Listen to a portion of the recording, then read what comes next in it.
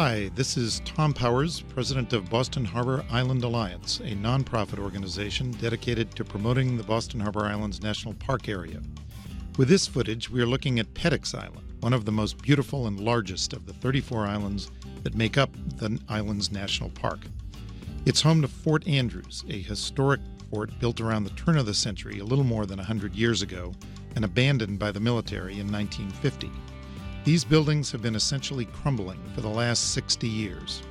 The project now is a joint project of Boston Harbor Island Alliance and the Massachusetts Department of Conservation and Recreation to make the island safe for visitors and turn it into a center for camping, conferences, cultural events, and recreation. One of the most beautiful, distinctive, iconic buildings among the fort complex is the chapel. It is particularly visible from the water. Plans are to paint it and rehabilitate it, as well as to provide ongoing visitor services there. The first step in this multi-year project was to bring utilities to the island: water, power, communications, and wastewater disposal. That was accomplished in 2006.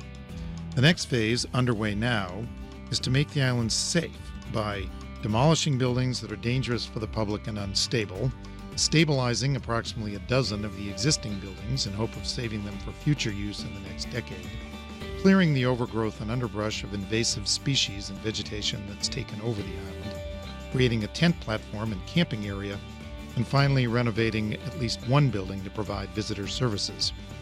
A lot of what you see in this videotape is the demolition work, as the machines are taking down buildings that are no longer salvageable.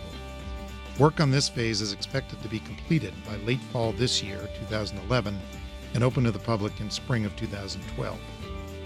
All of this is part of Boston Harbor Island Alliance's ongoing mission to bring the islands to life, taking this phenomenal natural resource so close to a major urban area and making it a well-known and well-used destination for city residents, kids of all ages, and tourists.